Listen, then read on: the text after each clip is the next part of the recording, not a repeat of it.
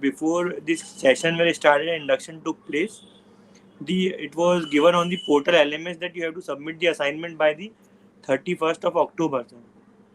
Okay. Now also the assignment is saying the same thing, but now there are new assignments were uploaded around 15 days before, sir. But I think these like that. So I'll let you know tomorrow. Okay. Okay. And sir, in our induction program, it was told that you have to give handwritten, sir. But sir, as it is not seems feasible right now, sir, in this short time, so I have submitted the some assignments in computer type based format, sir. Okay, that but it is actually advisable to submit handwritten uh, handouts assignments. The reason is actually if you some usually they don't accept. I'll let you know actually about this tomorrow. Yeah. Okay, okay, sir. I will really appreciate that, sir. Thank you, sir.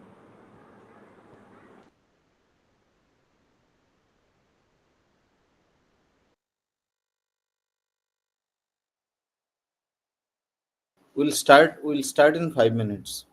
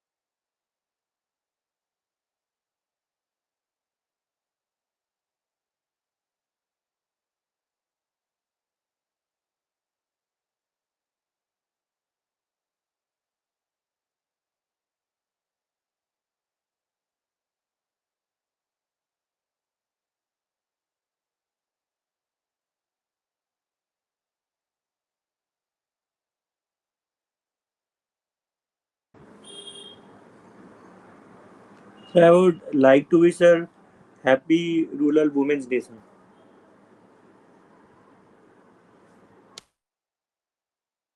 Uh, Pardon, Hussein, can you tell me again?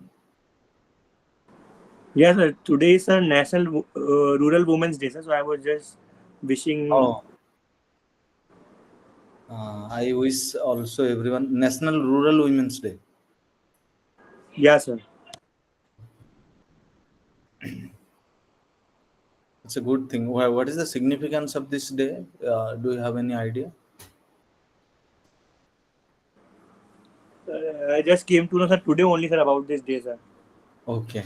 I Maybe, know sir, it was. National Women's Day, but then National Rural Women's Day.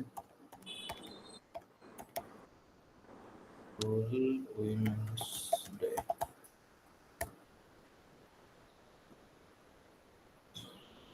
October 15th. Okay. Maybe, sir, it's about the celebration of the vital role that the women play, and especially now since our president is also belongs to the tribal society. So maybe, sir, it is to bring the gender equality and like that, sir. That might. Or it might be because of the contribution of rural women to the workforce, to the economy. Yeah, sir, yeah, sure. So now we'll start about the tribes of Kerala. Am I audible to everyone? Yes, sir. Uh, so from the beginning, as we discussed with regard to Andhra Pradesh, with regard to Karnataka, most of the in the most of the parts of southern India, if you see the most of the tribes are they belong to the Dravidian race, and if you see the dialect somewhere actually most often in case of Andhra Pradesh, uh, we discussed how actually they speak when they communicate among themselves. They speak their own language, their community language, but when it comes to communicating with others, especially someone from uh, outside of their tribe, they talk Telugu, they talk Kannada. So, unlikely the tribes of the other tribes, especially from central India or other parts of the country, these tribes basically, especially from southern part of India, they speak at least one dominant state language, like whether it be it in Tamil, be it Kannada, or be it Telugu. And now, if you see in Kerala, the as it was there in Karnataka, it was there in Andhra. The tribal population is diverse, and usually earlier the tribes they lived in isolated forests, jungles, hills, uh, and they lived independent. And but then gradually, because of land encroachments, the encroachers actually compelled the tribals to migrate to the uh, uninhabited regions, and during that period actually the migration of different tribes or tribal communities uh, acquired the attention of anthropologists. Several studies were conducted with regard to the tribal migration, and Kerala is one of the classic example because of classic example of when it comes to tribal migration. And another prevalent view is that how those tribes they migrated to the hill points. The prevalent viewpoint is that some of the tribes were actually during the ancient times they were the rulers, and some of them even kings, and uh, kings of the land. But then they were defeated by the invaders, and they had to escape, or they were sent to live in the forests. uh, we know earlier used to be, you must have seen in many movies, especially Hollywood movies with which deals with the primitive communities or primitive societies. Earlier, the punishment form of punishment was either they used to uh, kill the person who committed the crime, or raised his voice against the ruler, or they used to send that person to the forest, or they send that person to out of the territory. And in and invaders time to time defeated them. And the recent movie, actually very popular movie, most of you must be knowing, if you see Bahubali, how a particular group actually they were residing in forests, those who rebelled against the king. So this is in case of Kerala, many the prevalent view or many of the anthropologists they argued that the number of tribes they migrated to the hilltops or to secluded places because of uh, their no, they lost in the warfare, and they lost in the war, and they escaped to save their life. And sometimes because of punishment they were sent to live in the forest. And the good, the positive side actually, if we see, the tribes have an extensive knowledge of the forest, its flora and fauna. And it is very common, most of us actually we know actually how Kerala's Ayurveda is famous. Now if you talk about medical tourism, there is something called medical tourism, especially Ayurvedic medical tourism. If you see, Kerala is very famous for that, and it shows that the inhabitants have extensive knowledge about the forest, its flora and fauna, and the existing. They have the indigenous knowledge base is so strong when it comes to forest. And they lived very much in tune with the forest.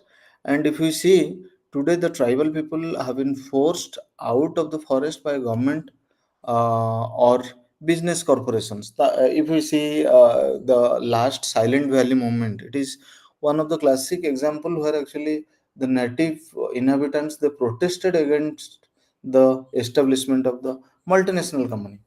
And gradually actually earlier, as we discussed earlier, tribes were sent or migrated, or forced migration happened because of the warfare, because of the punishment.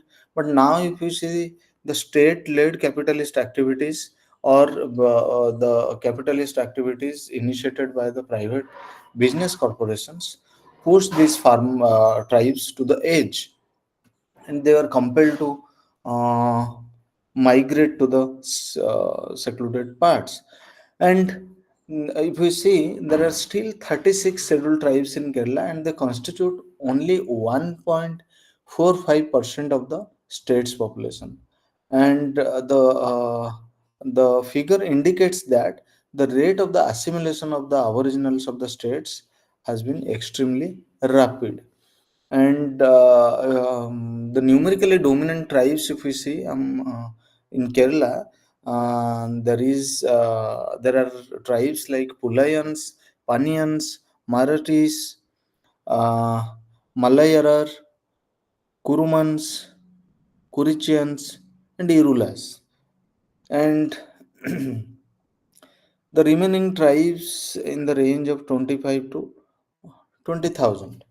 And uh, if we see the cultural elements of the tribes in Kerala, uh, they mostly belong to the Dravidian family, and they have got similar biological structure, physical structure, and traits.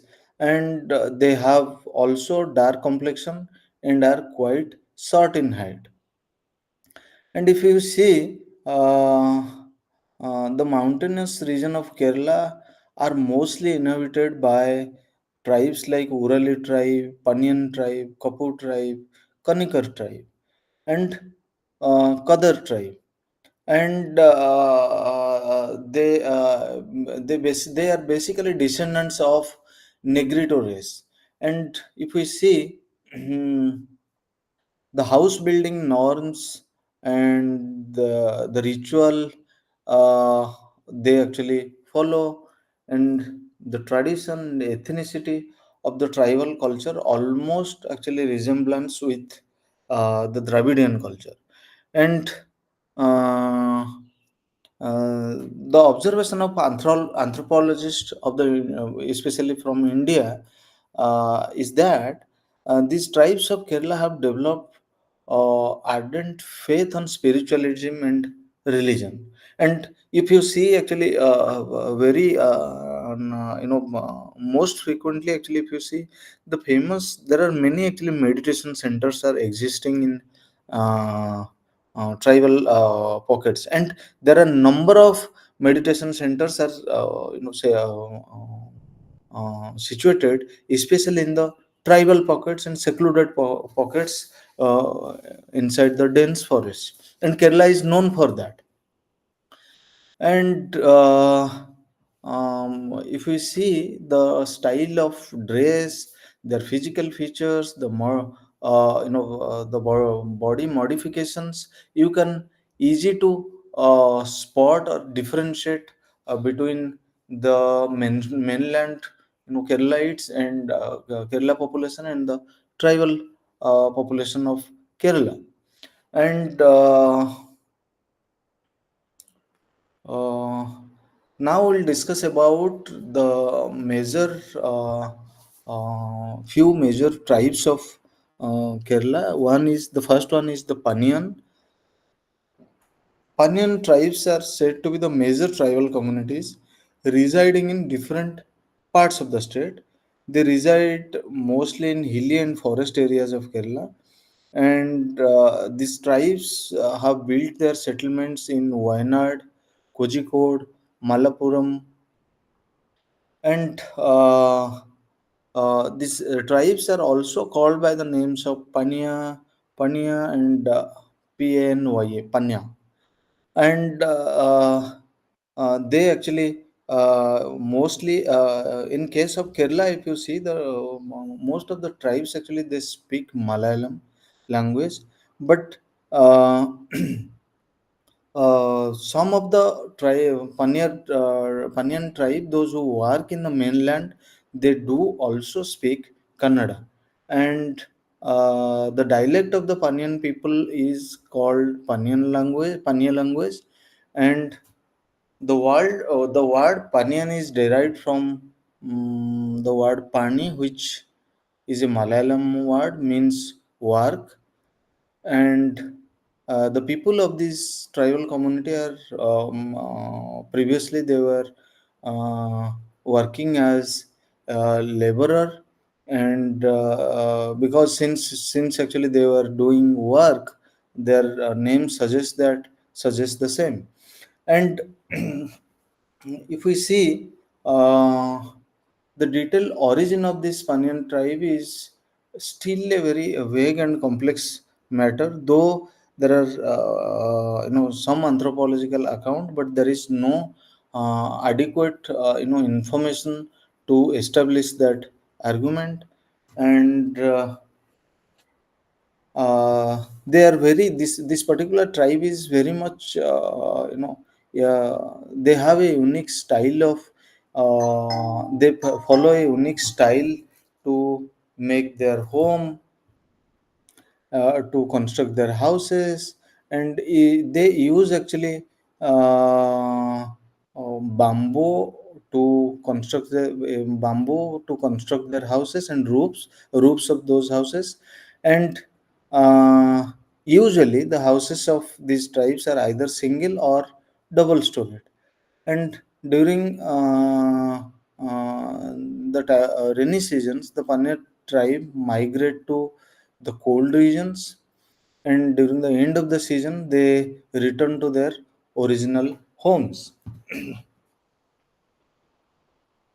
And the occupation, if you see, the occupation of this particular tribe is to work as farmers in the field of rich landowners.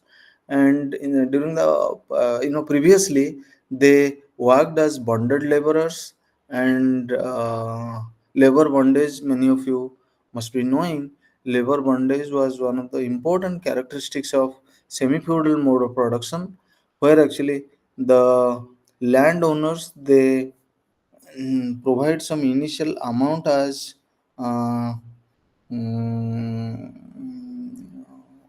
credit, and in return actually they take the laborers on bondage unless they pay the initial credit amount, and they charge so much amount of interest Usually, in rarest of the rare cases, actually a laborer came out from that bondage. And if you are really interested to know about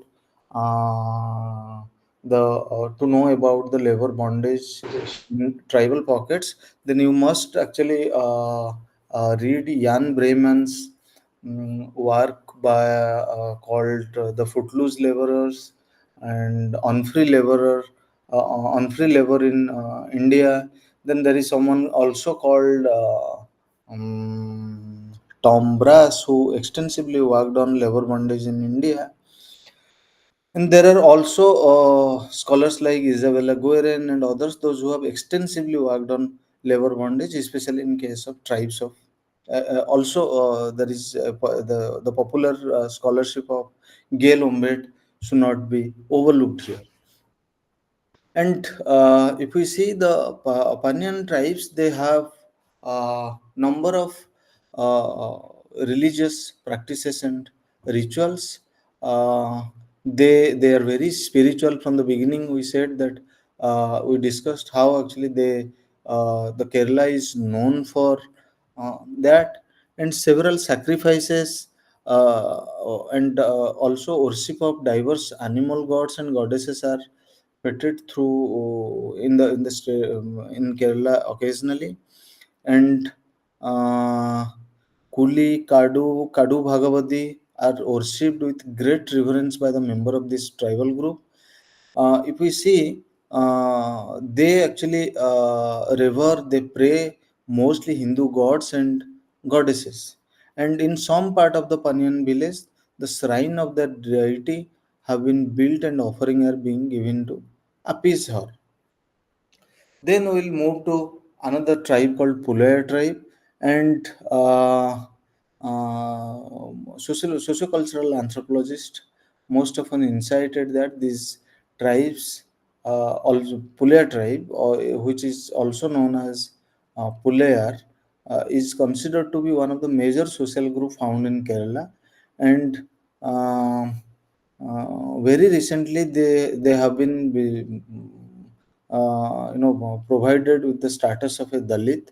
And if you go by the etymology, Pule has the term Pule has acquired immense significance. And in the archaic literature, Pulya means the origin of caste or jati system in the whole South Indian territory. Even the Sangam anthologies, which were written down as early as 500 years ago in Christian era, referred of these Pulya tribes. Uh, uh, they have referred this particular tribe in that. And uh, in that particular community, the female is referred as Pulaichi and the male member is referred as Pulayan. And they live closely to the house of village leaders and were engaged in some minor jobs. And a popular belief of this tribe is especially those who are residing in Thiruvananthapuram district. Uh,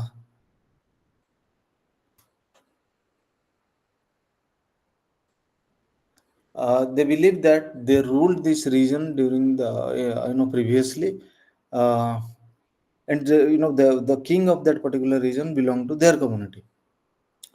And if you see, uh, the Pulayanar Kotta hill of Trivandrum, that was built by the Pulayar king, and that was his castle in the primitive period. If you see the eminent ethnographers like Edgar Thurston also gave consent to this belief, and Thurston also argued that the Pular tribes are descendants of the original native inhabitants of South India, who are being thrown away and then taken into imprisonment by the encroachers in the past. And when it comes to the religious practices and norms, they are very much follow Hindu practices. but also they are staunch believer of magic and spirits.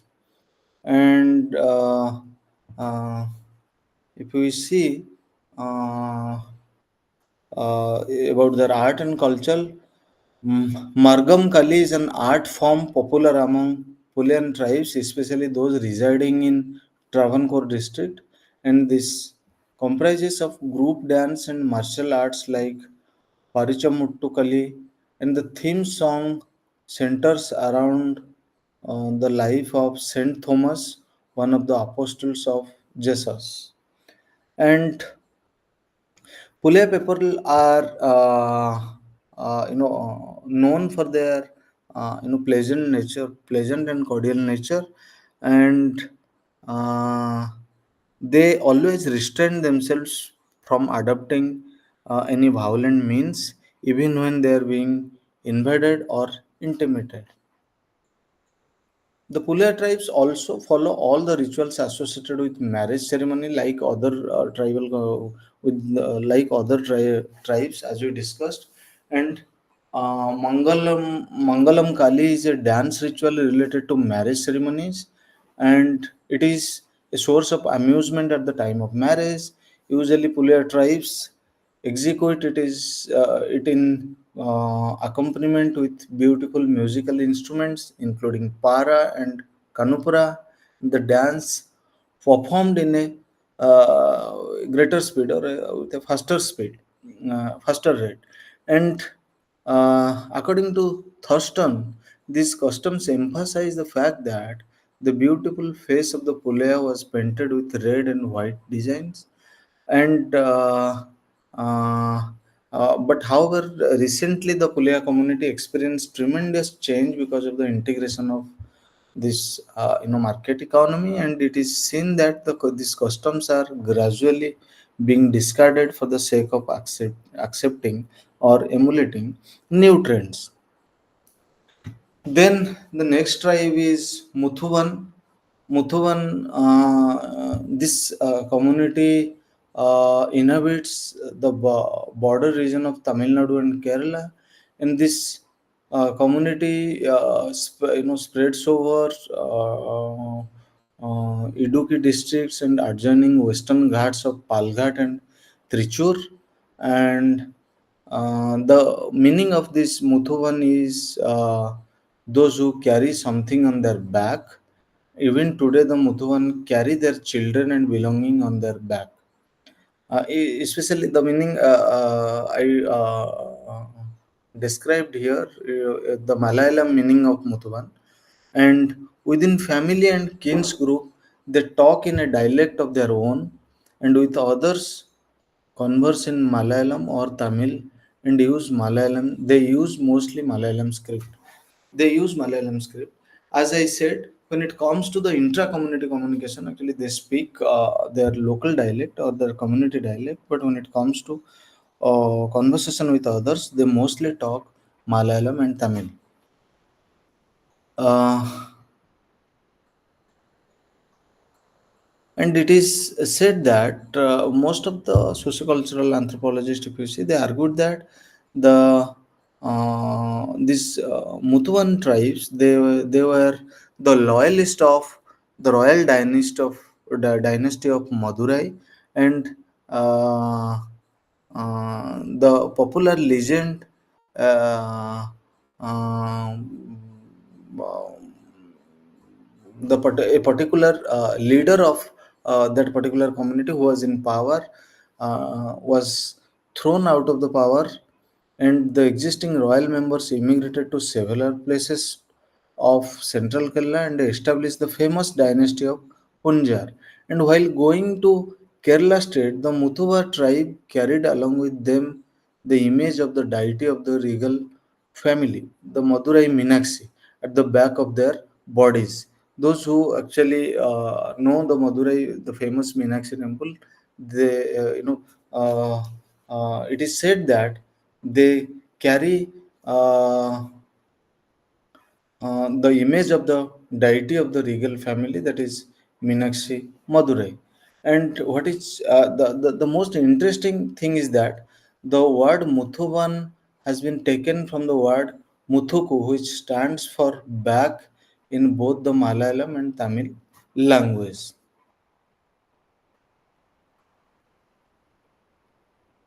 The Muthuvan are reported to have six clans. One is a woman after marriage retains her kutam. Her children also belong to her kutam. They prefer cross cousin marriage. Marriage by negotiation is the usual mode of acquiring mate, but marriage by elopement also takes place. And the practice of paying a bride price or dowry does not exist among them. And a bamboo comb made and presented by the groom to the bride is the marriage symbol, and she wears it throughout her life. And during that time, especially among those among the people of Mutuvan tribe, the symbol of marriage is the exchange of, or the presentation of a bamboo comb uh, presented by the groom to the bride. Earlier studies you must have seen when we discussed about Malinowski's cooler ring, how actually they are exchanging different ornaments to create or to develop a kind of, or to strengthen their socioeconomic bonding. But here if we see, they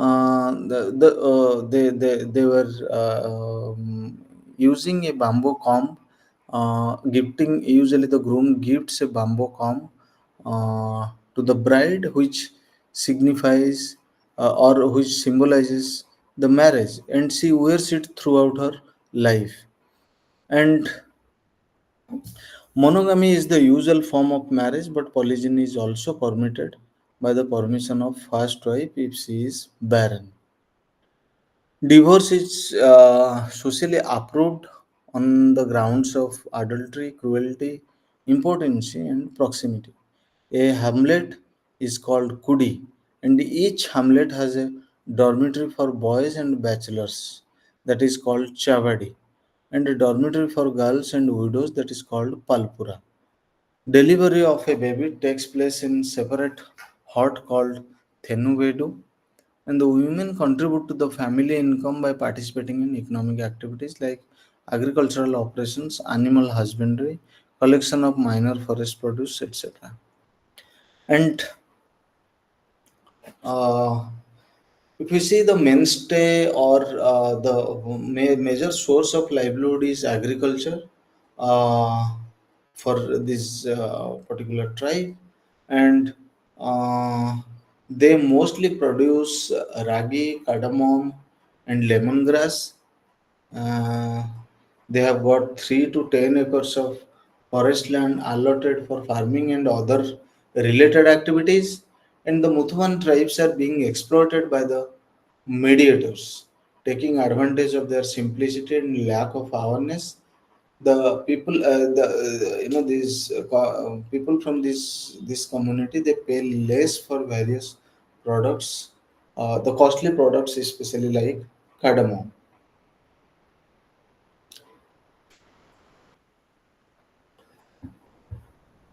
Then, the remarkable feature of their agricultural practice is their expertise in locating springs and streams and bringing the water to their cultivable lands.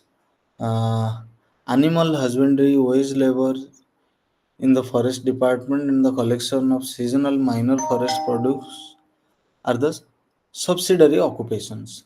Earlier, the Muthuan they followed local tribal religion, but now they profess Hinduism.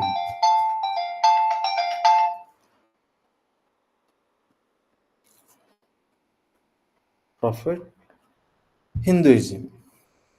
And the worship deities like the Karupa Swami and the Mariamma.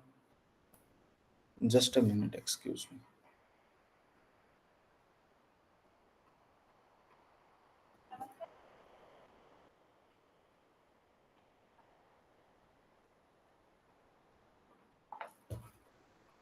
So, uh,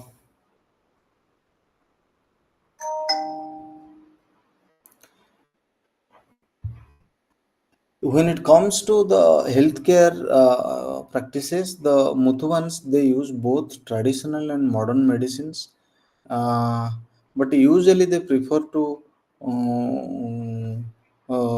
prefer their major preference is the traditional medicine. And the Muthuan tribes have remained aloof from outside world and have adopted own techniques of extracting food and medicines. Then the Karnikar tribe, they are also this particular tribe of Kerala is also known as Karnikaran, and uh, uh, they mostly inhabits in the hills of Neyatinkara, Nedumangadu taluks of Trivandrum district, and also live in the adjoining district of Quillan. Kannikaran basically means a hereditary proprietor. They speak in their own dialect. That is called the Kannikar Bhasa or Malampasi, which is close to the Dravidian language. Malayalam and the use of Malayalam, they mostly use Malayalam script for writing. Uh, they also speak Malayalam language. The community, if you see in this Karnikar community, is divided into broad divisions. Mm, the two broad divisions, uh, that is Ananthambi Illakars and Machambi Illakars. Marriage with cross cousin is allowed, and when it comes to the symbol of marriage, it is, if you remember, in case of the earlier tribe we discussed, they had this bamboo made comb. Now, for this uh, tribe, the symbol of marriage is a bead necklace, and the post marital residence is either neolocal or patrilocal, while the dominant family type is nuclear. Mm, Divorce is permitted by social approval, and the colony of these Karnika tribes comprises of huts made from tree leaves and bamboo, uh, which is popularly known as Kanni. Traditionally, the Karnikar were hunters, gatherers, and shifting cultivators. Occasionally, fishing and hunting gatherings they were practicing. And now, if you see the this particular tribe, they even earlier also they have that tradition of using herbal medicines in order to help of their wounds as well as for curing diseases and ailments. And to them, these medicines have magical powers, and they usually do not reveal their composition. Nowadays, but however, with the spread of this, modern healthcare, facilities, especially allopathic facilities, the most of a significant proportion of this tribal population, they have discarded their traditional way of healing. And uh, if you see now, earlier they were actually they were involved in shifting cultivation. Now they are actually they have become settled cultivators. Apart from cultivation, they also work as wage laborers in the forest department, uh, and they are known for their expertise in basket making. Now the we'll discuss about the Kurumba tribe. Just a minute.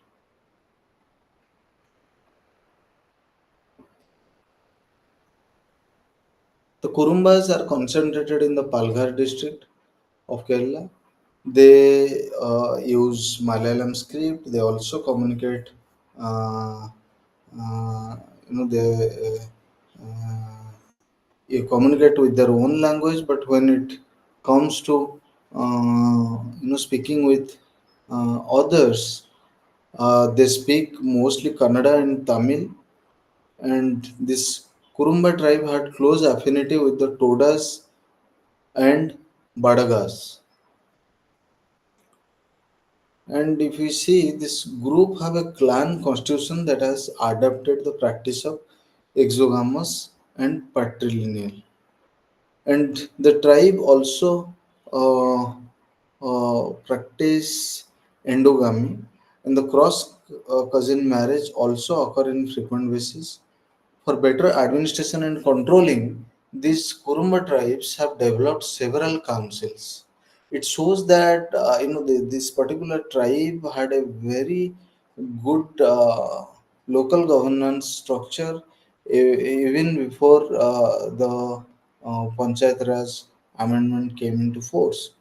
And the village headman is called Mani Agra, which is the he is the major uh, decision makers.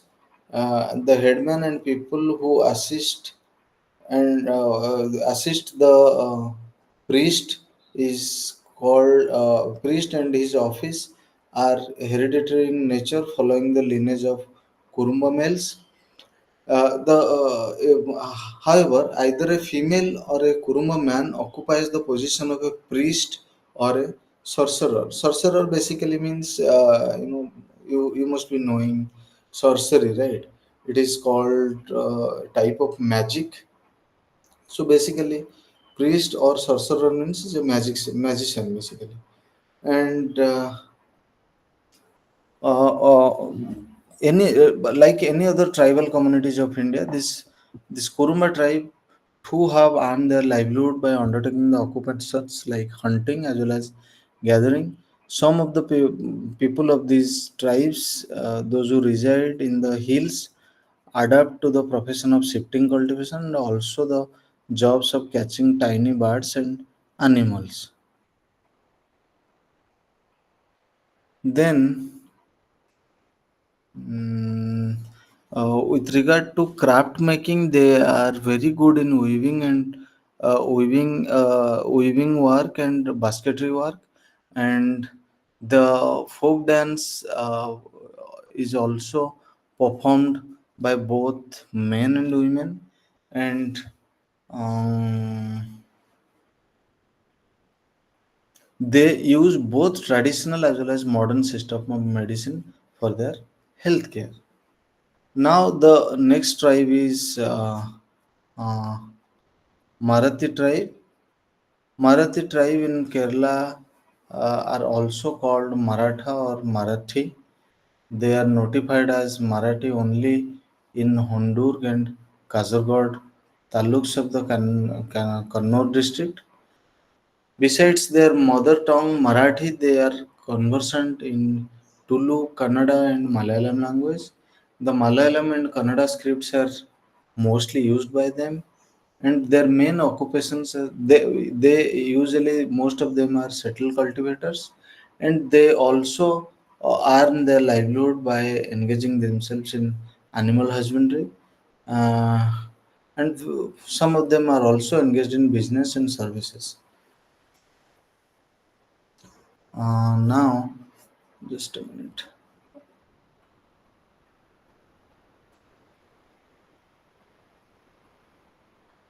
If you see this, the attitude of Marathi towards modern healthcare system and family welfare program is very much positive. Drinking water, electricity, media, and communication facilities are available to them.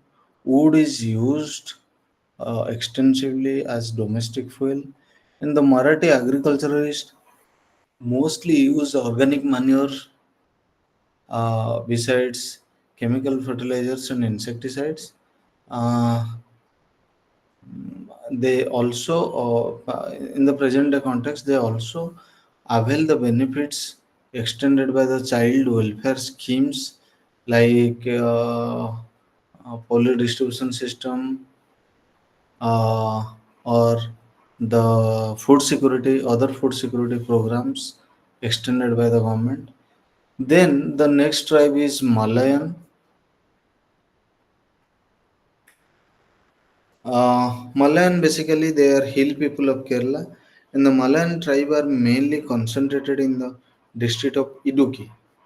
And in the district, they are found in places like Edmalayar in Kutampuja Panchayat, Adimali Block Panchayat, and if we see a handful of Malayan tribes are also found in Ernakulam district, which is considered to be the official home of these tribes. Two groups of Malayan have been studied separately. One is Nattu Malayan and the Kongu Malayan. Fishing, gathering, bamboo cutting are various occupations that these Malayan tribes of Kerala have adopted for livelihood. Hunting, gathering, and the collection of honey are their traditional occupations. But now they have also taken up occupations like animal husbandry, agricultural uh, laborers, and cultivation as their primary occupations.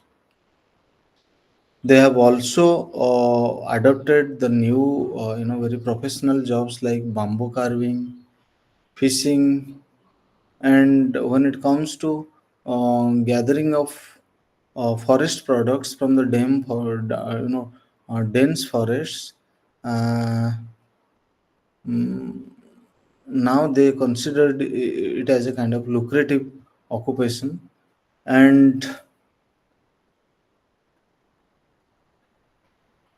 there are also instances when actually these particular tribal households they have mortgaged or they have leased out their land to someone, and uh, they got involved in manual laborers in the fields of other cultivators or landowners, and they very much profess the local form of Hinduism, which bears traces of traditional tribal religion.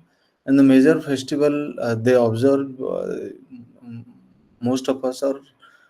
It won't be wrong to call, as everyone knows that it is Onam and Thandavala, and festivals and fairs play an important part among the in the society of these Malayan tribes. Malayan tribes. Uh, then the tourism and agricultural festival mainly held during the mountainous region in the beginning of 1991, and uh, this particular tribe observe this festival or celebrate this festival once in a year, mostly preferably in during the last week of December. And adult marriage is the norm, and alliances are settled through negotiations. Monogamy is the form of marriage, and the married women morely wear a pendant called thali. They follow a patrilocal rule of residence after marriage. Adoption of nuclear family is a recent trend among these tribes. The women take part in agricultural operations, animal husbandry, collection of fuel, bringing of potable water. Marriage rituals are performed at the bride's residence, which is also discussed in the previous when we discussed about previous tribes, especially in Andhra and uh, Karnataka.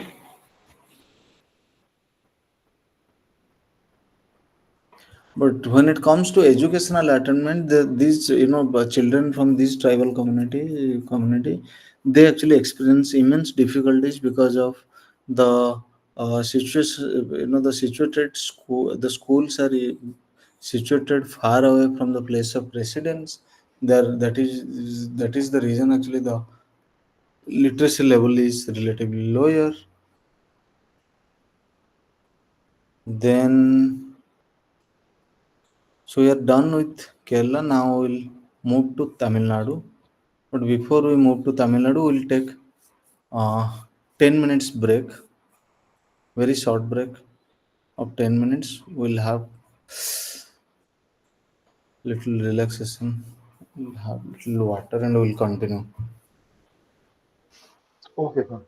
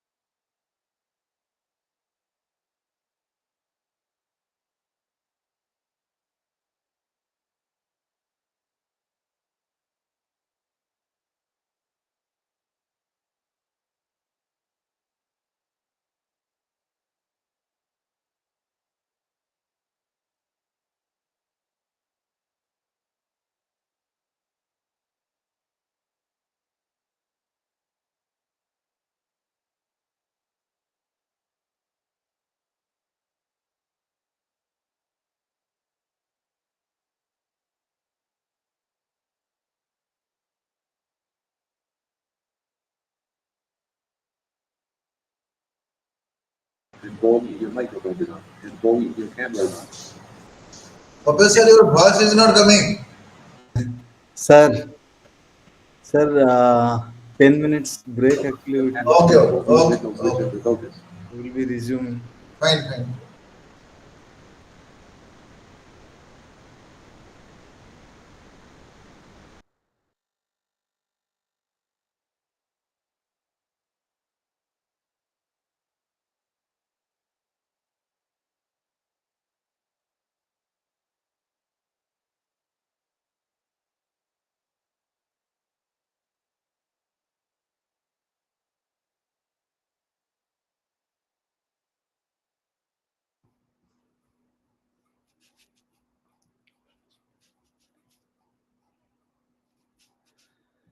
So I hope everyone is back. We'll resume now.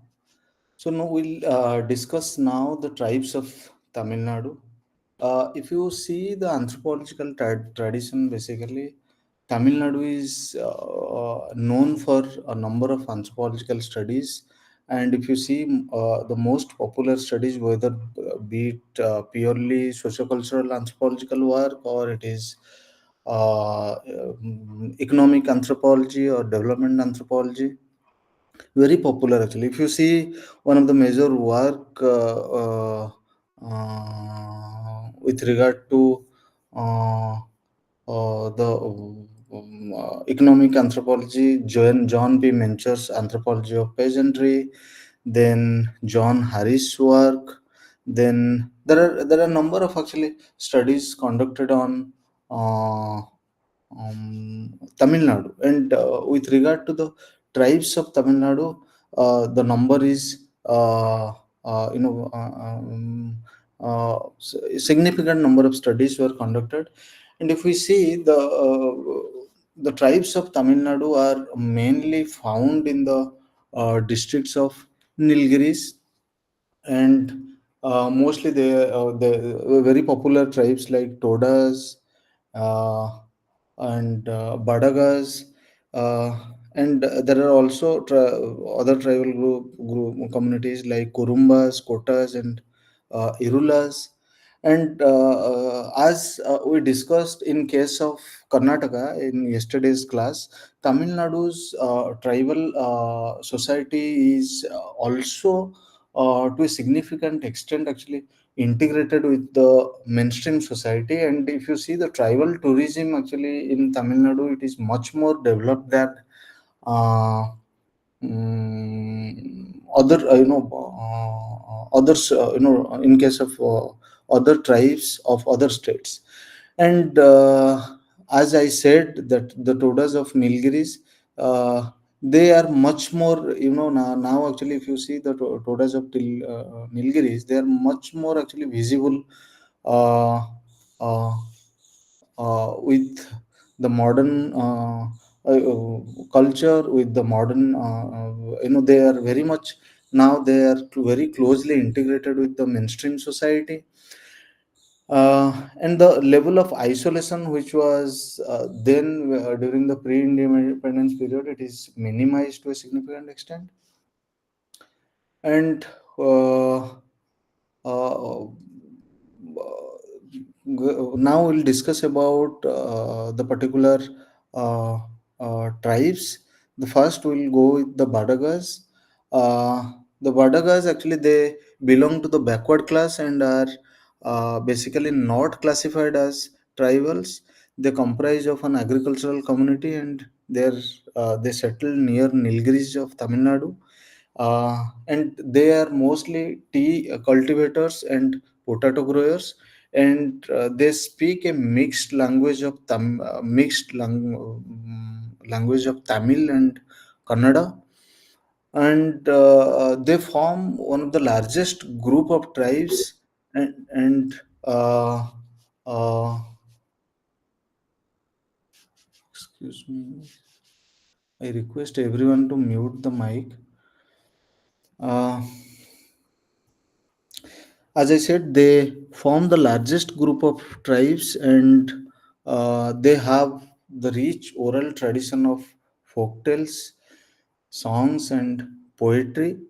uh, though they mostly follow the rituals of Hindus, but they are very particularly, if we see, they belong to the Shiva sect. And the Badagas actually they celebrate the Hindu festivals such as Diwali and the famous festival of cultivators, which everyone knows about that. That is called Pongal. Pongal also the festival of harvesting, that also they celebrate. And now we'll come to the Irulas, the tribe of this particular tribe of Tamil Nadu occupy the lower slopes and forests at the base of the Nilgiri hills, and this tribe is known for snake catching and removing the venom. And it is known that this particular people of this particular tribe most often called upon whenever a native require any medical or herbal assistance with regard to snake biting and uh, other ailments. And they are the second largest group of tribes after Badagas, and they are largely similar to the Kurumba tribe of Tamil Nadu, and they produce honey. They also harvest fruits, herbs, roots, and the dyes they we most often use in clothing, and they trades them with the people of the mainland. And if we see the occupational structure of this particular tribe, actually it is gradually changing, and now they have given up the ways of the way actually they were running their livelihood now, and now gradually actually they are shifting towards the modern way of living. Mm, then the quotas are mainly concentrated in Tiruchigadi area in Nilgiri Hills. They are distinguished by their colorful folk dances, and they are basically very much fond of music, and they are basically musicians, and they are mostly engaged in producing handicrafts. And this particular tribe of Tamil Nadu are expert in making. They are basically expert ironsmiths, porters, and carpenters. And if we see their population, it is very the proportion is very small, and they live in huts and have a living and sleeping area and a place of worship. And as said, mostly actually, since they belong to the Dravidian family, they mostly speak a dominant regional language, and these quotas also they speak the language Badagas speak. They mostly speak Tamil and a mixed Tamil and Kannada language. Sometimes only they speak Tamil, and sometimes they speak a mixed language, Tamil and Kannada. Then the Kurumba tribes of Tamil Nadu inhabit in the intermediate valleys and forest around the villages, and this particular tribe is known for black magic and witchcraft. And in the past, they were believed to be performing sacrifices as the parts of Voodoo magic, and primarily they were engaged in hunting and gathering for their living. But now they have gradually shifted to settle cultivation, especially coffee and tea plantation. Mm,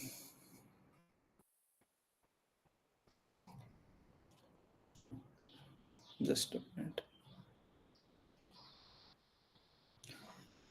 We'll briefly discuss about the tribal languages in Tamil Nadu. If we see uh,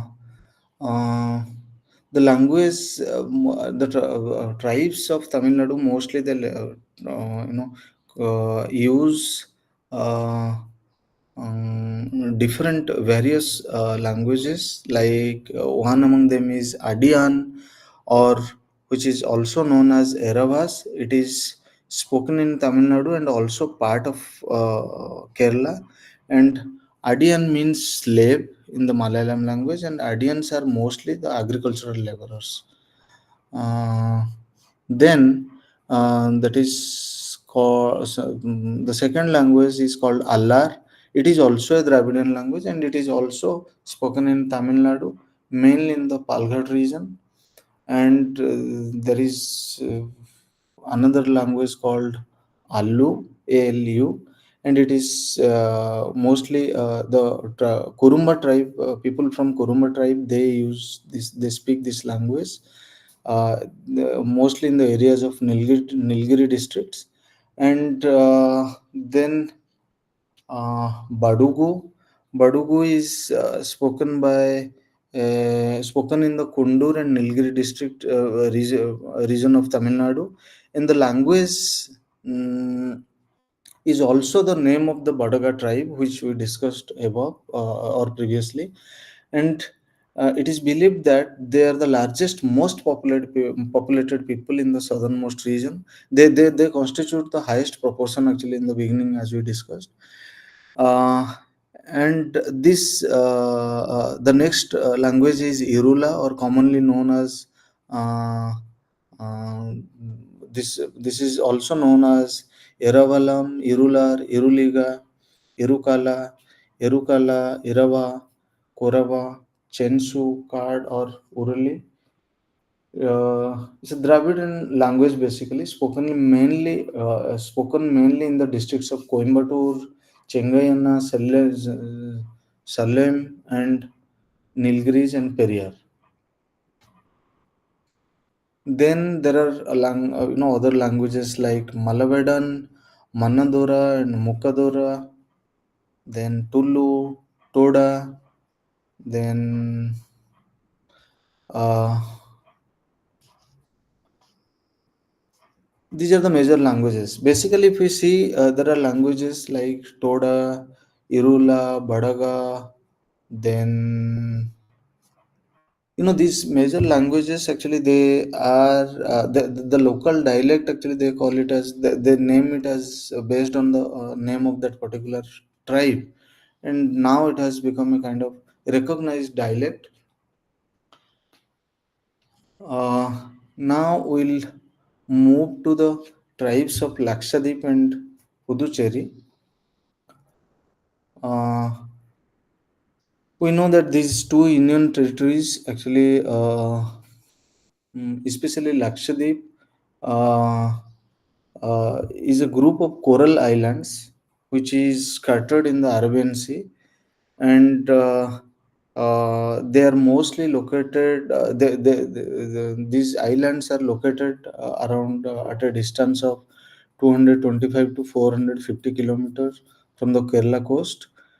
And among the 22 islands, only 10 islands are inhabited, and these are categorized into three groups. The five inhabited islands of Amini, Kadmat, Kiltan, Chelat, and Baitra belongs to Amindivi group, and the four other inhabited islands of Andhro, Karavati, Agati, Kalpani, and the 12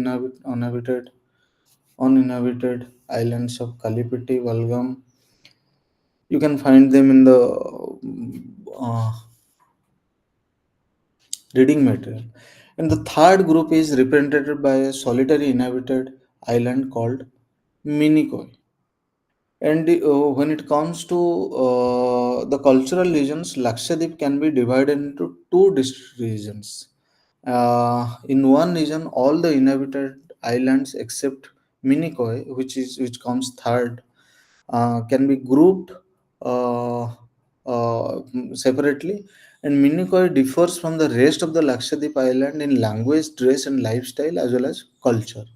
The Minikoans are ethnically and culturally closer to the people of Maldives, whereas the rest of the people living in the different the different islands are culturally closer to the people living in the coastal Kerala.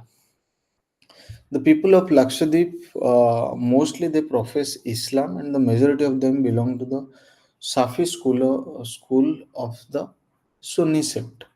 And there are also few Wahhabi and Ahmadiyya among them, but they constitute only a microscopic, very a minuscule number of the Lakshadweep inhabitants. And the the with regard to the festivals and religious practices, they mostly follow the Islamic practices. And they also besides these, the people observe some festives associated with the religious preceptors like Sheikh Mohiddin and Sheikh Rafaid.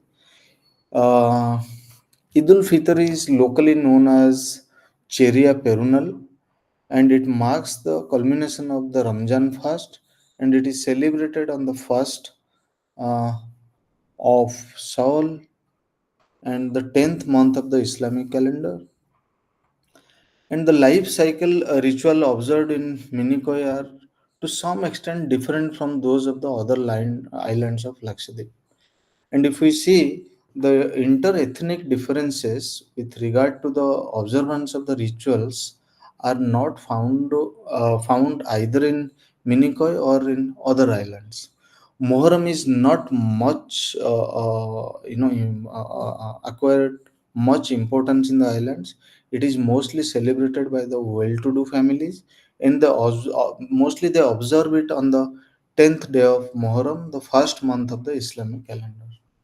And when it comes to the political structure, the members elected from basically, if you see, mm, before the linguistic recognition of the states, these islands were part of the Chevayor constituency of the Malabar district of the erstwhile Madras, now Chennai presidency.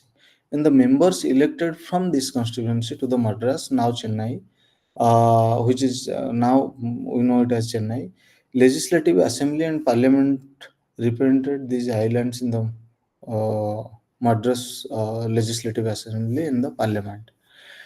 After the formation of these islands into a union territory, one member used to be nominated by the President of India to represent the islands in the parliament till 1967. After which, a constituency covering the Lakshadweep, Minicoy, and Amindivi Islands was created, and since then, a member is elected from the constituency to represent in the parliament. And when it comes to the tribes, the one of the major tribe is Koya tribe. The term Koya is a corrupt form of the word called Khoza, which means the respected. And the name Koya itself is of comparatively recent origin. Formerly, it was known as the Tarwadi or the Karnavar, and they claimed their descent from the Namudri and the Nair from the mainland India. Uh, Presently, the Koyas are distributed in all the inhabited islands except Minicoy. Minicoy, as we discussed earlier, Minicoy's culture, food, everything mostly resemblance with uh, the culture and practices of Maldives.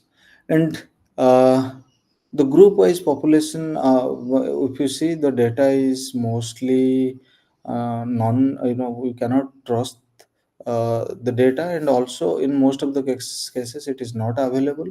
And the language spoken by is by this kin group is called Lakadiv language or Duib Bhasa, a local variation of Malayalam, basically. And if we see the constitutional status of this particular inhabitants of this particular island, uh, is mostly they are scheduled tribe. They are recognized as scheduled tribes, and uh, Koya community, they do not have any subgroup or synonyms. In case of other tribes, actually, the kind of subgroups they had earlier we discussed. In case of Koyas, they do not have. And when it comes to costume, the Koya men wear white or colored lungi or shirt, but now actually they have shifted to the modern way of clothing. uh, Now the youngsters, they are wearing shirts, trousers, jeans, and the traditional dress of Koya women is very much similar with the Kerala Muslim women. They mostly wear white or colored cloth, which is known as kachi, and a tight fitting blouse with long sleeves, which is known as kupayam. And the headdress is called thattam, covers the head and shoulders. The women have a great penchant for ornaments.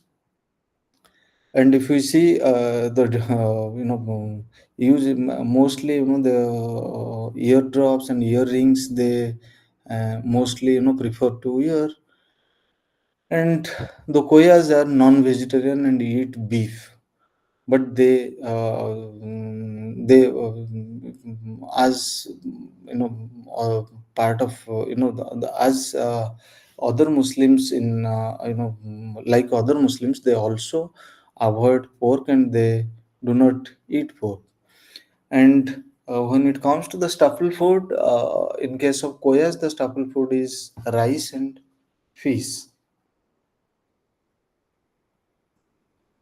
Now we'll come to yes, the social division. The social division of Koya, if you see, uh, there is something called Tarwad. Tarwad basically means a matrilineal descent household, uh, where actually internal hierarchy does not exist, and the community self perception about its social status is very high. And the other neighboring communities, they have a high perception and high regards for the Koyas, and the Koya maintain the endogamy at the community level and exogamy at the Tarwad level. Then we have Malmi tribe. The word Malmi or Mali is derived from the Arabic word Mulim, meaning the leader of a crew.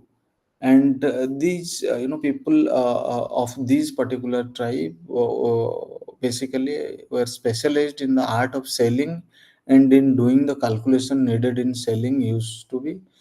Uh, and they were mostly engaged by the Koya to play their odam, basically the indigenous sailing boat. And these people have come to call themselves as Malmi or Mali. And the Mali, as a rule, if you see, they have learned and practice navigation and astrology, and propose a suitable date for the departure and return of a sailing boat or vessel. And if you see, they also the important thing is they are like in the mainland society, the way actually we uh, ask everything to a pandit or to a astrologer, before beginning of, or laying the foundation of a new construction or a new work. Similarly, the basically Malis were consulted when it comes to departure, before the departure and return of sailing vessels, and they are the ones actually who provide the suitable date or the suitable time, and they also perform the puja. And uh, the Malmi converse in Dweep Bhasha, or the language spoken by mostly a significant proportion of the Lakshadweep population, uh, with their family and kin group. And the script they use, it is Arabic, uh, and the language and the script which they use with others, it is Malayalam. And there is a practice of parallel cousin marriage, both maternal and paternal level. Uncle niece marriage is not allowed. Malmi are non-vegetarians, and the social division, if you see among the Malmi, exists at the Tarwad level, but there is no hierarchy. In case of earlier, also we discussed actually how in case of Koya it was existing at the Tarwad level. In case of Malmi, also it is existing at the Tarwad level.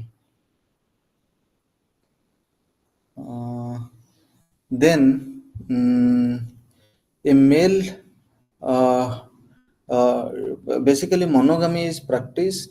Uh, Divorce is permitted for either sex, but with the approval of the Kazi. Kazi basically the priest. And a male divorce or widow can remarry only after the completion of three menstruations. And normally, the main reasons for divorce are adultery, maladjustment, chronic sickness, etc. And if the divorce is sought by the wife and granted, the compensation is to be given to the ex husband. After the divorce, children are the liability of the mother, but the ex-husband has to pay some amount, which is usually mutually agreed upon, and every month till the children reach adulthood. Uh, but if you see, in case of changes in the family structure, the Malmis, they were earlier actually used to prefer an extended family, but nowadays, if you see, they have they prefer nuclear family. And if you see now, the family is the number of nuclear families, or the family fragmentation, disintegration is taking at rapid pace. And Malmis, they follow Maru Makathayam, or which is called as the matrilineal system of inheritance, and Islamic laws of inheritance. Properties of two types is called Tarwat and self-acquired. Tarwat and self-acquired. And in the Tarwat property, each member, irrespective of age, sex, or generation, has an equal share, and no individual member can alienate his or her share of property from the Tarwad. And in the case of self-acquired property, sons get double the share of daughters, and wife gets 1/8. And when it comes to the succession law, succession is either by nephew or the younger brother of the head of the Karnavar, the head of the matrilineal unit, usually the oldest male, whoever is older. The Malmi women are mostly engaged in the collection of fuel, fetching of potable water, and they also perform other domestic chores. And they also play an active role in political activities. They have a higher social status in the area of literacy and economic freedom. And when it comes to contribution to the family income, they contribute immensely at the domestic level, as well as performing their duties, or the earning their livelihood in the agricultural land, and while gathering forest resources. And they do not have any decision making, but female members, they do not have decision making powers, and they do not control the family expenditure. And the marriage proposals in the Malmi usually come from the girl's family, and preference is given to the maternal uncle's son. Marriage consists of Qanut, the term used of Islamic contract, and Mangalam, the social ceremony in connection with the marriage. And as we discussed earlier, uh, the originally the Malmis, they were a tenant class who were actually leasing in land for cultivation, but they were also considered experts in the navigation, and they held the rank of a captain in Odom. As we said, they were called the leader of a crew in the beginning, as we discussed. Then the next community is Melacheri. Just a minute.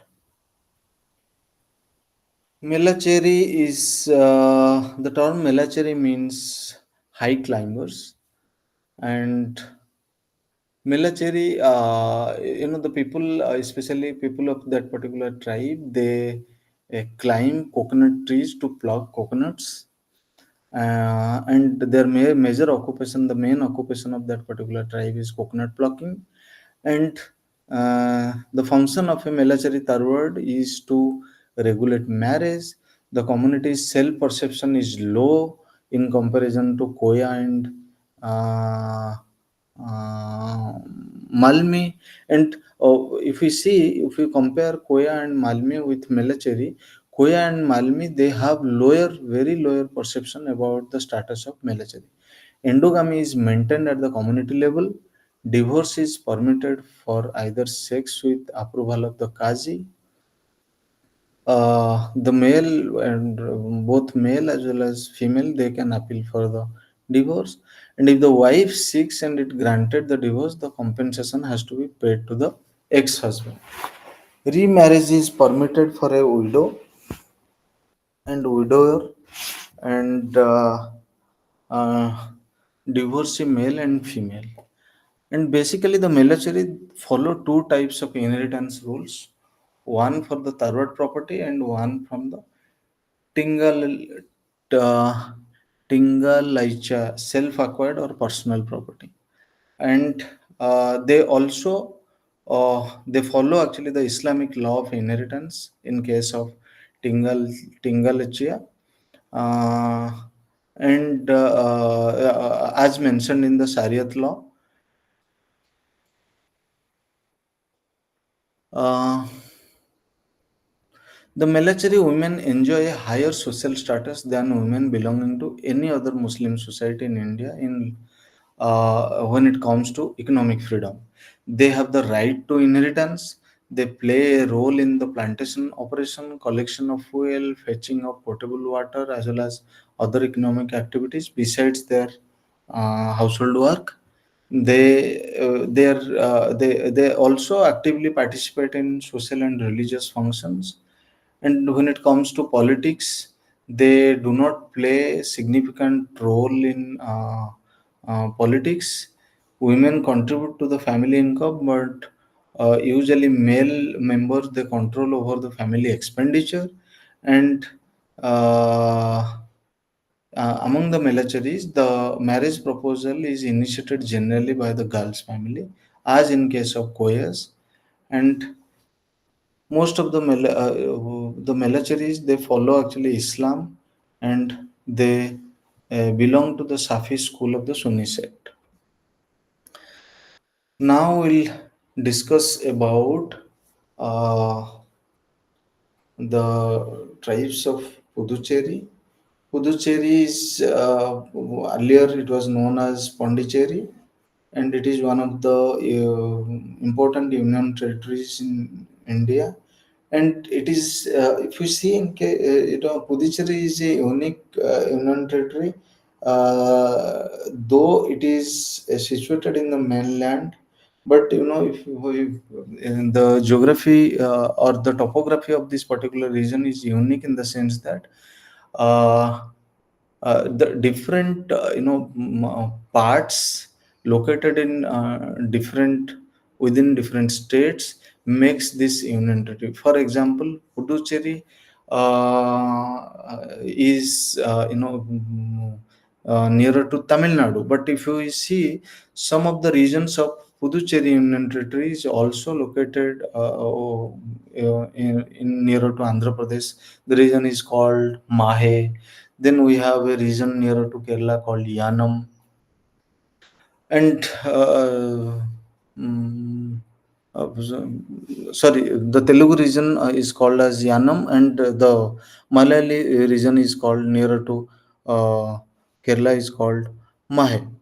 And it was under the French rule quite a longer time. And if you see the infrastructural arrangement of this particular region, it is very much resemble with French pattern of settlement. And mm, the main religion of this people of this Indian territory is mostly the people of this Indian territory. They follow Hinduism, and there are also followers of Christianity and Islam, but Hindus constitute the majority. And among the Hindus, there are Saivites who basically worship Shiva, and there are also Vaishnavites who worship Tirumal or Vishnu. And among Vaishnavites, there are two further sects, Thengalai and Vadagalai.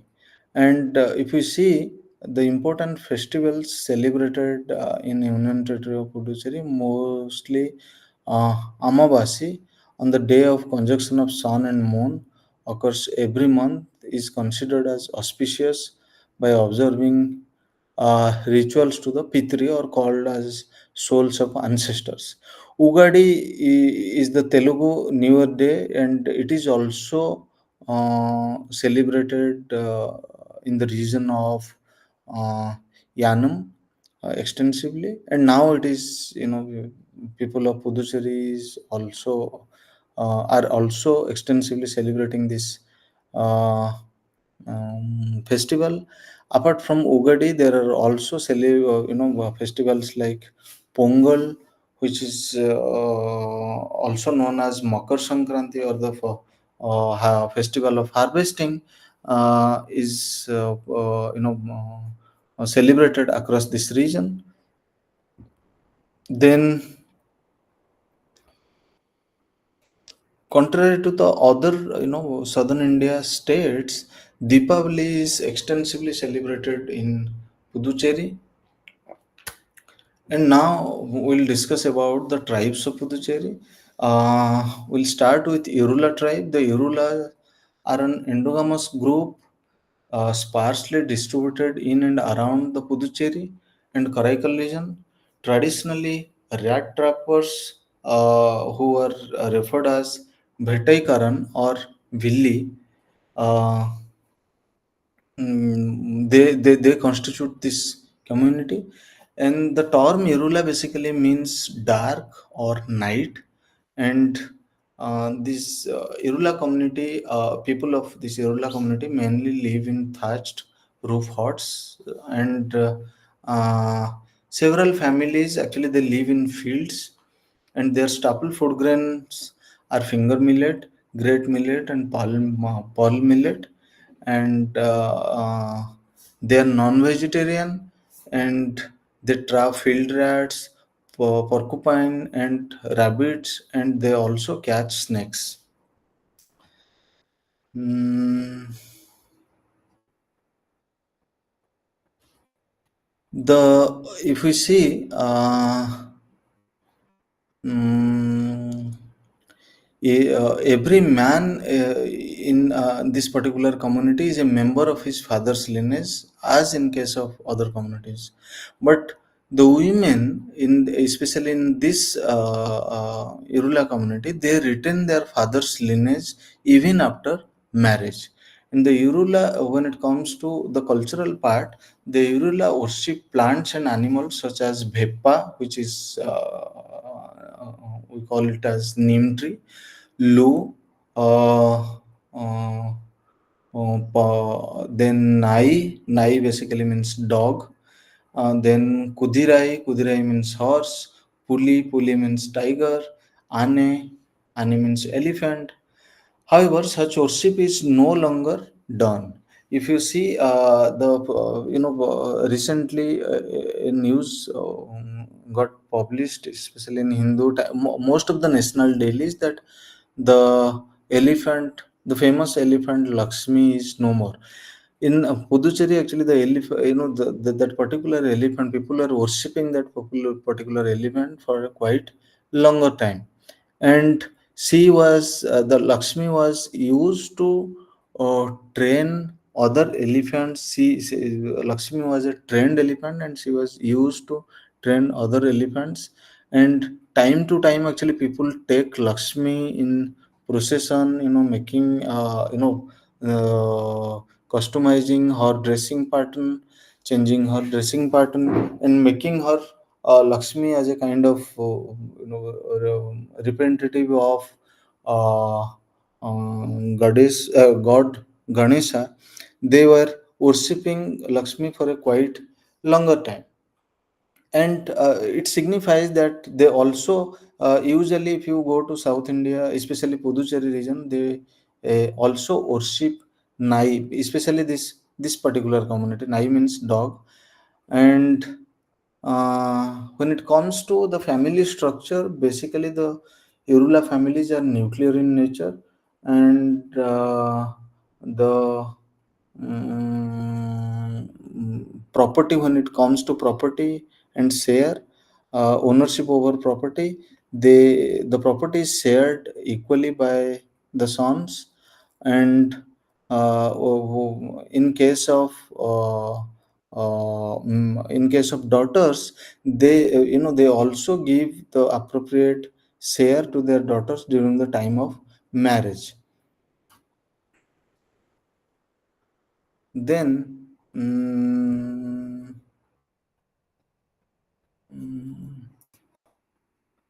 the consanguineous marriages are the norm among the Irulas. And marriages with close kin, namely father's sister's daughter and mother's brother's daughter, or second degree cross cousins, are generally preferred. Monogamy is the rule, but polygyny is permitted. Pre-puberty marriages are not allowed. And when it comes to the livelihood resource, land is the major source of their livelihood, around which the socioeconomic privileges revolve around. And they extract their secondary sources of income from forests. They also collect honey, and they are they exchange honey when it comes to, when they purchase actually paddy. And they catch rats in the fields and are also paid for this in paddy annually. Usually the farmers, they actually hire these people of Irula community to catch rats from their paddy field. And in the end of the year, actually, during the time of harvesting, they were paid appropriate amount annually.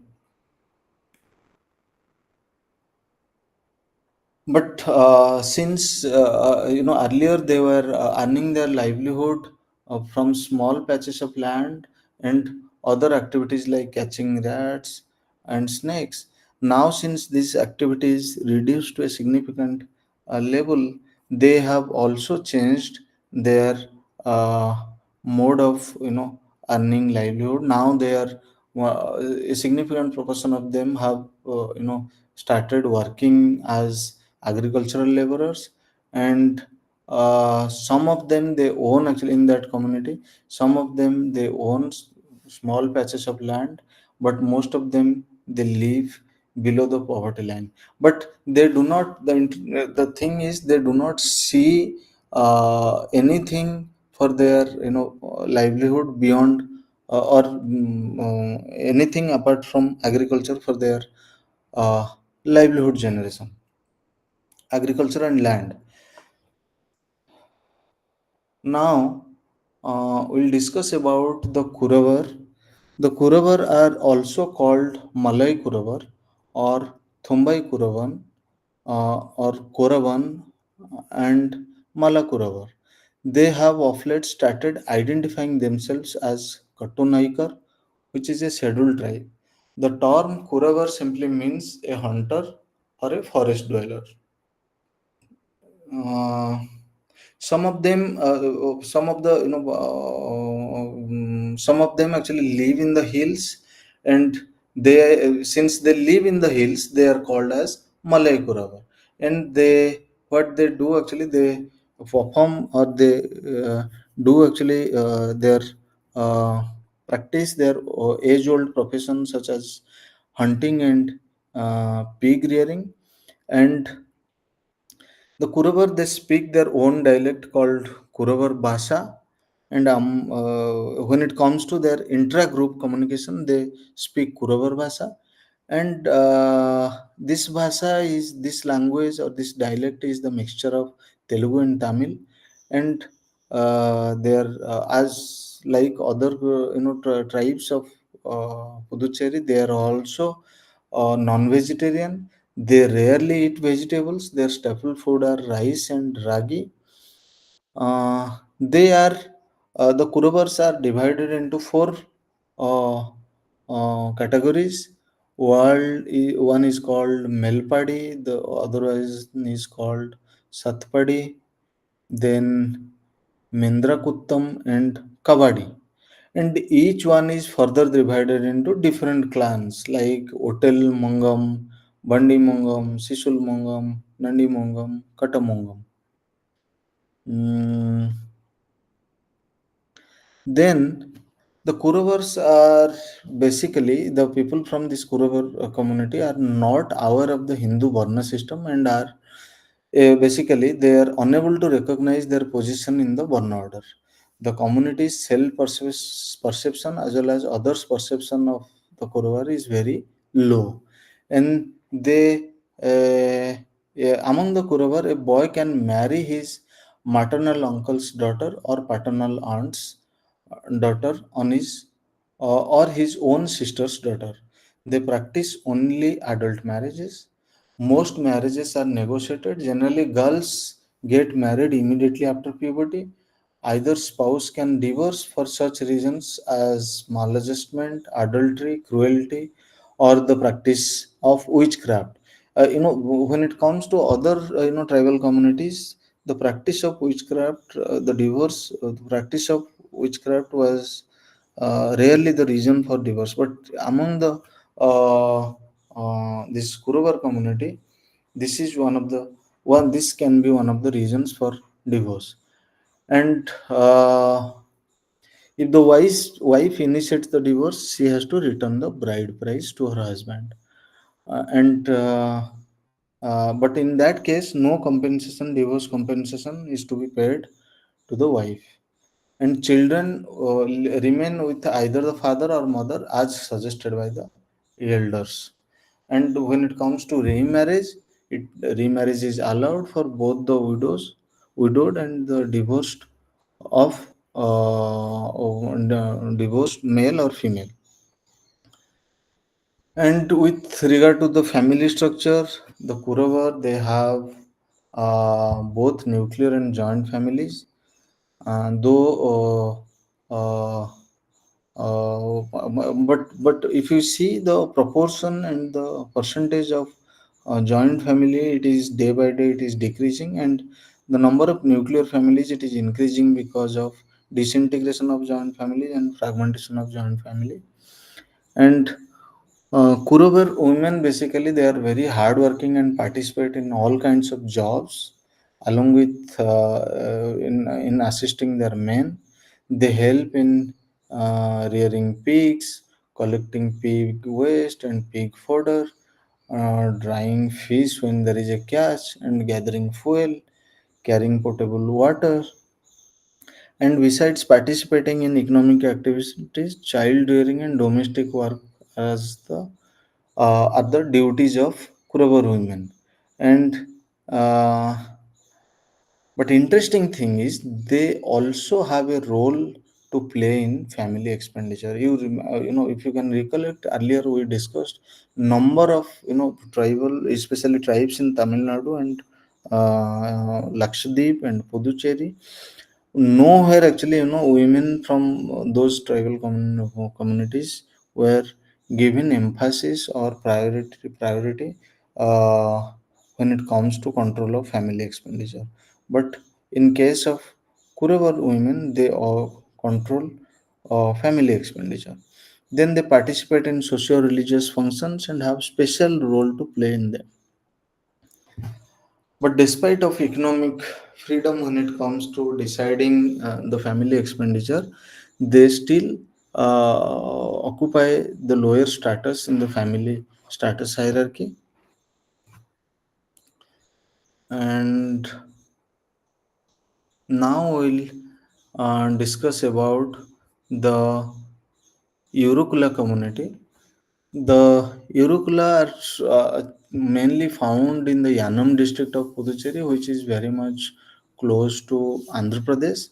And as I mentioned earlier, uh, they are their numerical strength is very low, and they are basically a small migrated population from Andhra Pradesh. And the term Yerukula is derived from the Yeruka, meaning fortune telling or the foresight. The women of this community are experts in telling fortunes.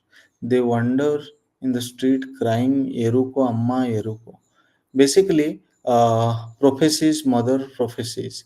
If you see in Puducherry, actually, those who have visited Puducherry, if you go to Puducherry beach nearer to the ashram or to the central town or nearer to the shore, you will find out women from this community, Urukula community, playing flute and calling, uh, you know, Yeruko Amma. Yeruko basically means prophecies, mother, and prophecies.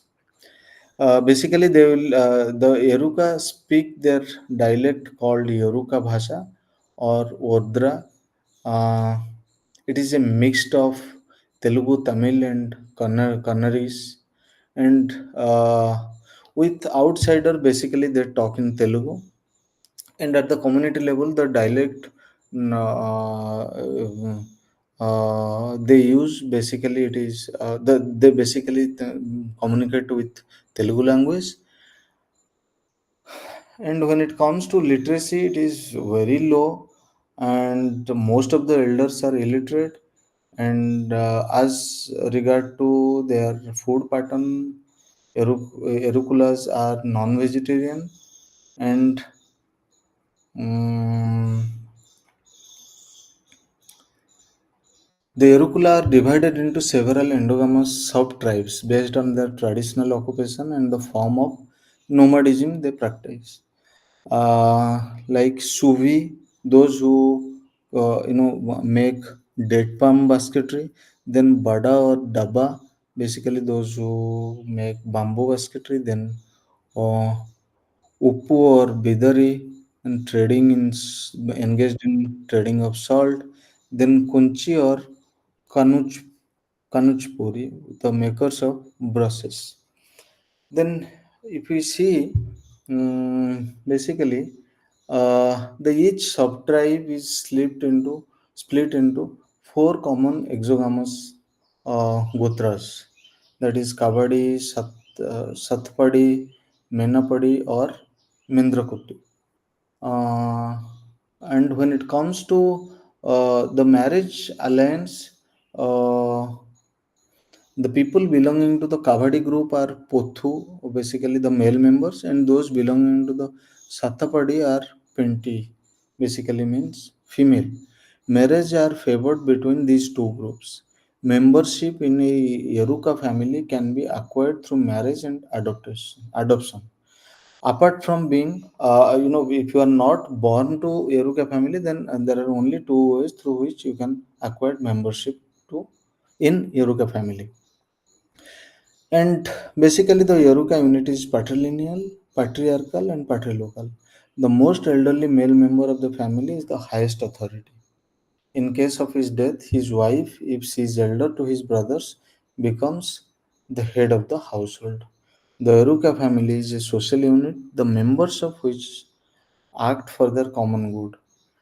And the when it comes to marriage, it is the negotiation is based on the Yorukala norm. And as when we discussed about other tribes, monogamy is also the material norm here. And uh, polygyny is practiced usually when the first wife suffers from chronic illness or is barren. Uh, the number of wives a man has signifies his wealth, status, and authority in Yerukla society. We have discussed almost tribes of Andhra Pradesh, major tribes of Andhra Pradesh, Tamil Nadu, Karnataka, Kerala. But then this kind of, uh, you know, uh, mm, culture is, very unique actually when it comes to Euroclass society. Here, actually, the status of a man is determined by the number of wives that particular man has, and they prefer consanguineous marriage alliance, and uh, both types of cross cousin marriage, that is maternal uncle's daughter and paternal aunt's daughter, are common. And when it comes to role playing, the maternal uncle plays an important role in all phases of a person's life. He has the first choice in seeking the hands of his sister's daughter for his sons. If he has no sons or has arranged their marriage with outsiders, he receives a certain share of the bride price given to the girls. Then, the Yorukula, they have animistic beliefs.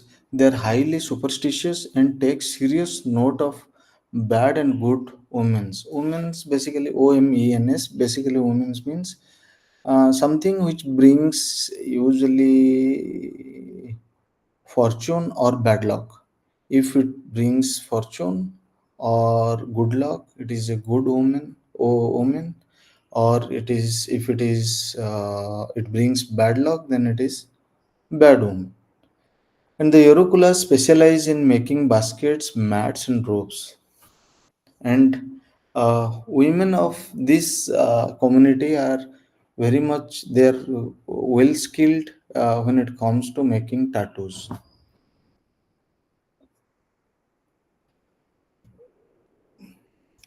So basically, in this uh,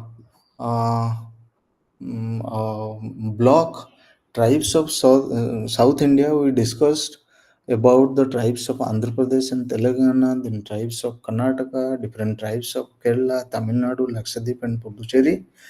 And we discussed about their socio-cultural practices. And when it comes to the cultural practices, we discussed about their marriage pattern, their family structure, their mode of exchange. Just a minute.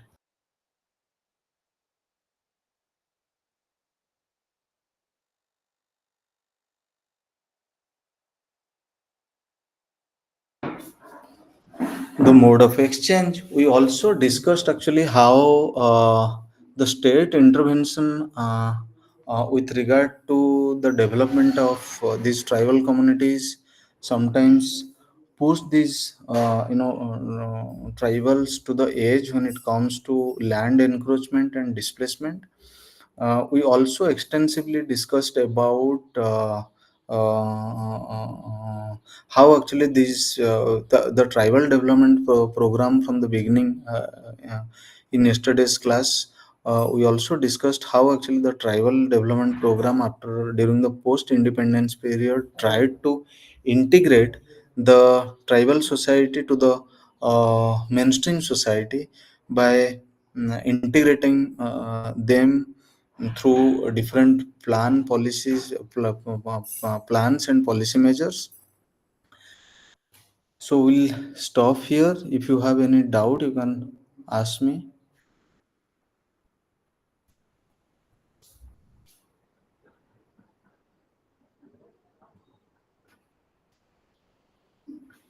Yes, This, Hussein. Yes. sir, this doubt is not basically towards for the classes that we have been covering the course material, Okay. but this doubt is has been in my mind since I have been in college times. Sir. Okay. It is related to the image of the Indians that was portrayed by the Britishers after the post-colonial and pre-colonial. Hussein, can you be little louder? Actually, your voice is breaking.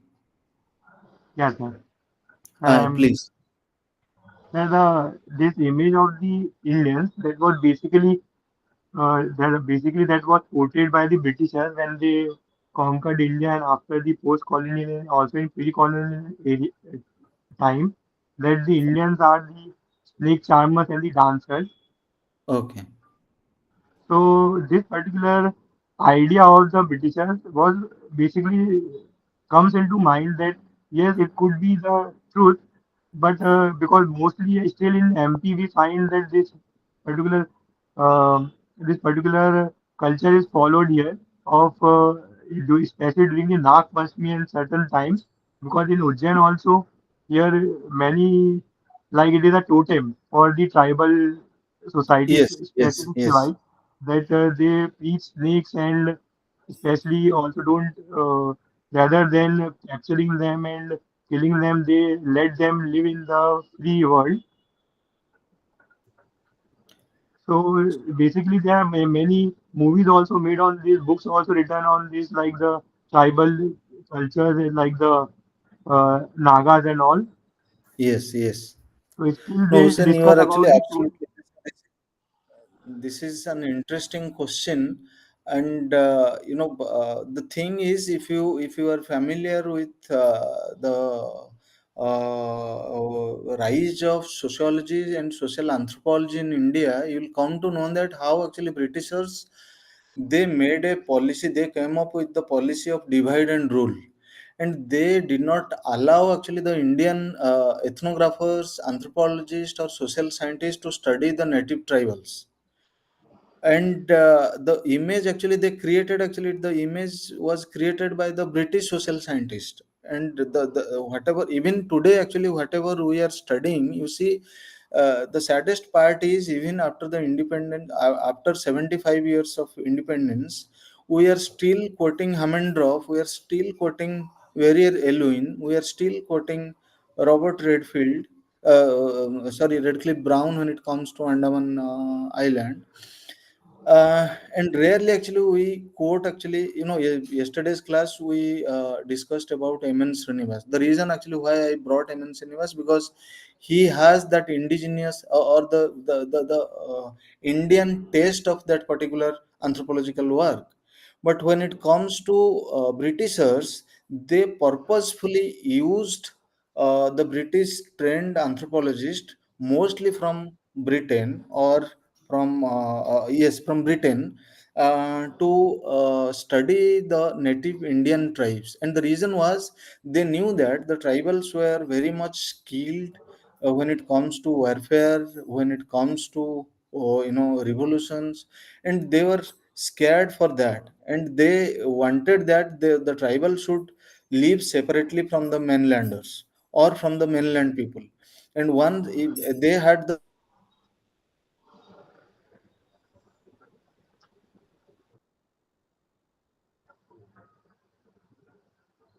fear that once they are united, they can push us out. And that was the reason actually why, and Yeah, right. often Yes, if you I got it. see, often actually you see, the Indian scholars were looked down by the British trained scholars. And those who actually went to Britain, and those who got training in Britain universities and colleges, they returned back and they were assigned the projects and responsibility to studying the tribes. So you raised a very, very valid point actually, but then it is, yes, it is the other way around. Uh, we do study tribe, but then you must be seeing the, the difficulties India encountered after actually independence. We did not have enough, financial strength to support this large scale research and projects. Now actually, because with the passing of time and growing of India's economy, we are actually gradually actually Indianizing our methodology, indigenizing our tools. We are no more the laboratory subject of the we are no more the subjects of Western laboratories. Gradually actually we are shifting our ground. So it will take some time, but you have it's an interesting actually is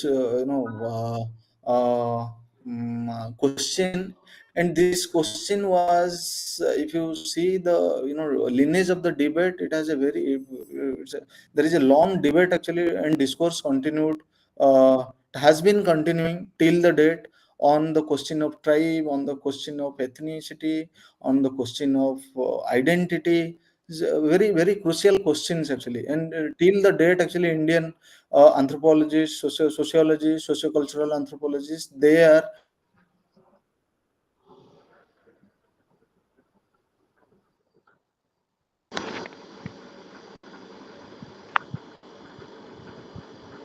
quarreling with the Western scholars, quarreling with the Western scholars. I could Yeah, able sir. to Yeah. address it. And one more question has been arise.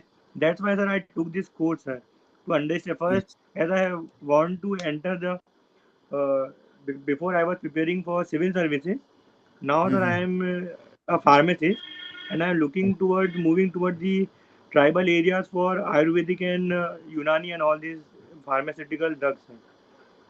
Okay. No, So, it sir, is it is you can actually see, you can refer the work of Susan Viswanathan. You must be knowing actually, she is from uh, Jawaharlal Nehru University.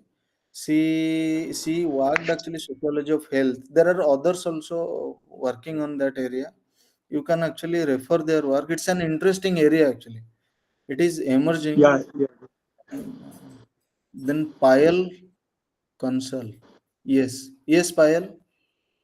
You have Sir, raised your hand. actually, Yes, yes, you go. sir, I just wanted to confirm the questions of the assignment because I'm very confused because उसमें जनवरी और जून के sessions के लिए दोनों के same assignment दिया हुआ है.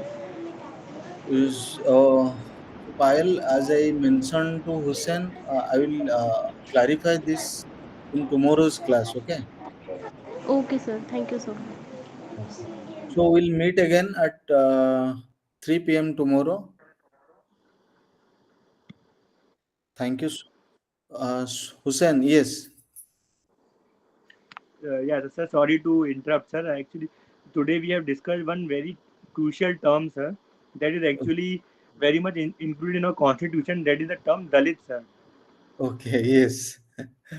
Sir, and especially when we talk about Dalits, sir, recently actually including the tribal indigenous people into Dalit section, sir, my personal experience was that they like to be called as Harijan, sir. They even don't like the term Dalit or another terms like that, sir.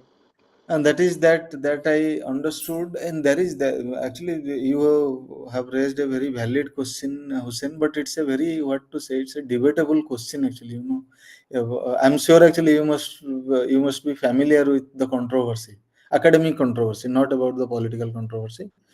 And with regard to Dalits, you can it is there actually. A number of scholars have argued. You start from Gail Ombed, you start from even UGC's ex-chairman Sukhdev Thorat.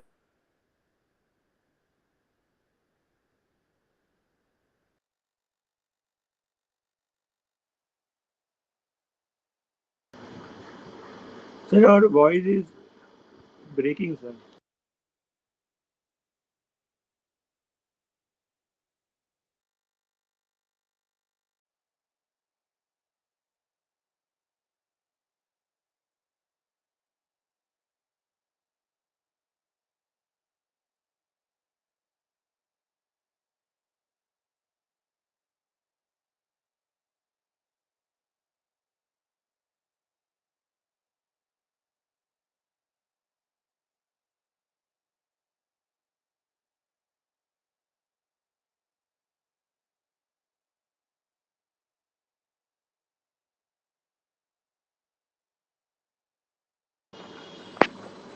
Sir,